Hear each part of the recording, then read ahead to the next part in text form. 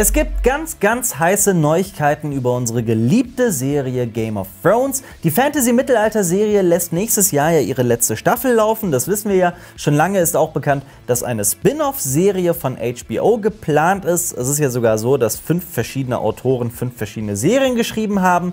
Bisher war noch nicht bekannt, worum es gehen wird. Jetzt ist aber ganz offiziell entschieden worden, wer sich durchgesetzt hat, nämlich das Spin-off, das von Jane Goldman geschrieben wurde, zusammen mit George R. R. Martin höchstpersönlich. Die neue Serie soll viele tausend Jahre vor der Handlung von Game of Thrones spielen, im Zeitalter der Helden bis hin zur langen Nacht. Genau ist das alles noch nicht so bekannt.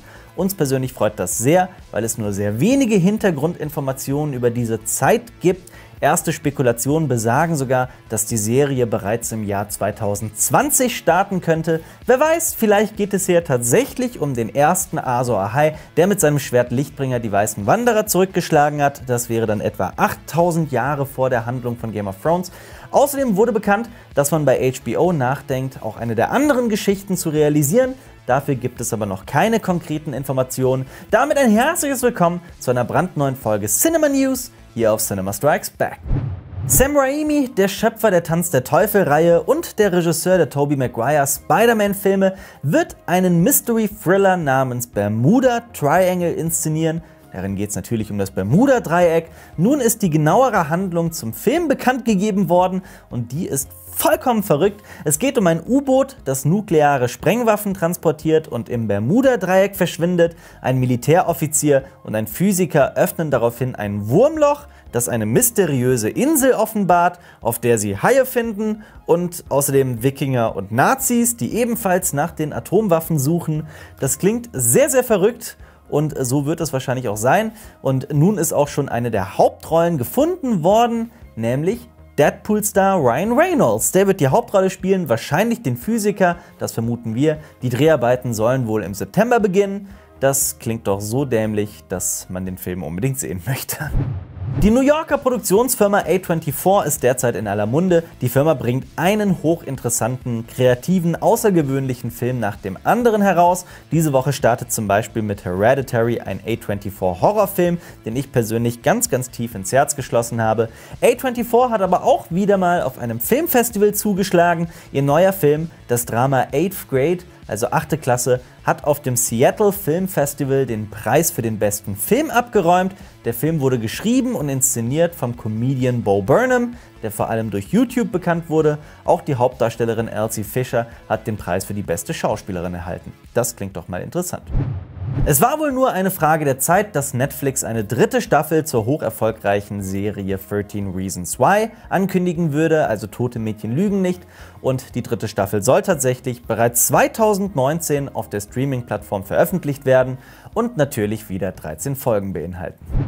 Das Extended Universe von DC und Warner Bros. Ist ein ziemlich schwieriges Thema. Es ist lange nicht so erfolgreich wie das Marvel Cinematic Universe, das kann niemand abstreiten. Und die Qualität der Filme ist halt auch ein sehr schwieriges Thema. Trotzdem werden immer wieder neue Filme angekündigt, zum Beispiel ein Batgirl-Film oder Birds of Prey mit Margot Robbie als Harley Quinn. Jetzt wurde auch bekannt, dass es nicht nur eine 80er Jahre Joker-Verfilmung mit Joaquin Phoenix geben soll, sondern auch ein Spin-off zu Suicide Squad mit Jared Leto als Joker. Dieses Mal wird Leto aber nicht nur als Schauspieler tätig sein, sondern auch den Film als ausführender Produzent unterstützen. Wann der Film starten soll, ist aber noch nicht bekannt. Ich empfehle dabei Batman Ninja, der zwar eine ziemlich blöde Handlung hat, aber trotzdem sehr viel Spaß macht. Vor kurzem haben wir bereits berichtet, dass nicht nur Legendary mit ihrem Monsterverse ein ganzes Filmuniversum über Godzilla, King Kong und Co. planen, sondern ebenso auch die japanische Firma Toho, unter deren Dach Godzilla überhaupt erst erschaffen wurde. Nun wurde bekannt, dass Toho nicht nur Godzilla in den Mittelpunkt stellen wird, denn es ist wirklich eine geile Neuigkeit. Auch Fanlieblinge wie King Ghidorah und Mothra sollen eigene Filme bekommen. Wenn ihr jetzt schon Bock auf Godzilla habt, dann könnt ihr den ersten Teil der Godzilla-Anime-Trilogie auf Netflix anschauen, Planet of the Monsters. Da warten wir aber auch noch immer auf den zweiten Teil, dazu ist noch nichts bekannt. Pixar-Mitgründer und Animationschef John Lasseter hat angekündigt, Ende des Jahres Disney und Pixar komplett zu verlassen. Lasseter ist seit mehr als einem halben Jahr bereits beurlaubt und nicht mehr in der Firma aktiv.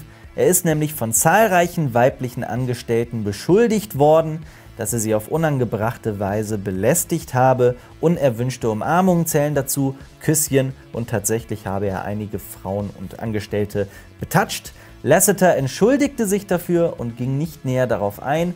Es ist sehr, sehr schade. Unter Lasseter hatte Pixar nämlich nicht einen einzigen Flop und er hat Pixar vor allem mit der Zusammenarbeit mit Hayao Miyazaki erst zu dem gemacht, was es heute ist.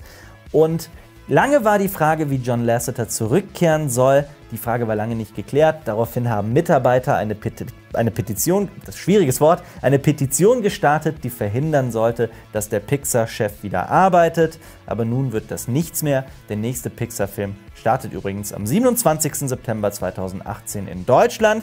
Was übrigens auch sehr verrückt und schade ist, denn in den USA und vielen anderen Ländern startet der Film bereits diese Woche. Wir hingegen hier in Deutschland müssen 3 Monate warten. Dass Solo, A Star Wars Story, nicht gerade erfolgreich ist, müssen wir eigentlich keinem mehr sagen. Bisher hat der Film gerade einmal 312 Millionen US-Dollar eingespielt. Klingt eigentlich ganz gut, aber er hatte auch ein Produktionsbudget von 250 Millionen US-Dollar und nochmal so viel Marketingkosten. Zum Vergleich, Rogue One hat in seiner gesamten Laufzeit über 1 Milliarde US-Dollar eingespielt. Inzwischen geht man zusammengerechnet von einem Verlust von etwa 50 bis 80 Millionen US-Dollar für Solo aus. Analysten zufolge liegt das Ganze wohl am schlechten Marketing und am umstrittenen Hauptdarsteller Alden Ehrenreich. Habt ihr den Film mittlerweile gesehen? Schreibt uns gerne mal in die Kommentare, was ihr von der ganzen Sache haltet. Natürlich starten diese Woche auch wieder ein paar neue Filme in den deutschen Kinos, zum Beispiel die französische Doku 12 Tage. Darin geht es um Zwangseinweisungen in die Psychiatrie und wie Richter eigentlich entscheiden, dass ein Mensch gegen seinen Willen festgehalten wird. Sehr interessantes Thema. Außerdem startet der Horrorfilm Hereditary mit Toni Collette. Darin geht es um eine Familie. Punkt. Mehr werde und möchte ich zu dem Film nicht sagen. Je weniger man über den Film weiß, desto besser. Es wird eine Kritik diese Woche zu dem Film kommen. Und ich sage nur so viel, mich hat der Film komplett umgehauen. Außerdem startet aber auch diese Woche das britische Drama Vom Ende einer Geschichte mit Charlotte Rampling und Jim Broadbent. Den kennt man vielleicht aus Game of Thrones oder Harry Potter. Das ist die Geschichte über einen einsamen Rentner, der von seiner Vergangenheit eingeholt wird. Aber auch in der Serienwelt gibt es ein paar interessante Starts. Auf Amazon startet die 2. Staffel von Goliath mit Billy Bob Thornton über einen abgehalfterten Anwalt, der sich mit einem Rüstungsunternehmen anlegt. Auf Netflix kommt außerdem die 3. Staffel von The Ranch. Darin kehrt ein Football-Profi nach 15 Jahren auf die Ranch seiner Eltern zurück. Auf One hingegen startet die 2. Staffel von Leafjord. In der norwegischen Dramaserie macht ein Mann in Asien Karriere, obwohl er in Norwegen gemordet haben soll. Da wurde er allerdings freigesprochen und 20 Jahre später kehrt er in sein Heimatland zurück, was alte Wunden aufreißt. Gerade laufen übrigens auch in Barcelona die 3 ICTA-Seminartage. Die ICTA ist die International Cinema Technology Association.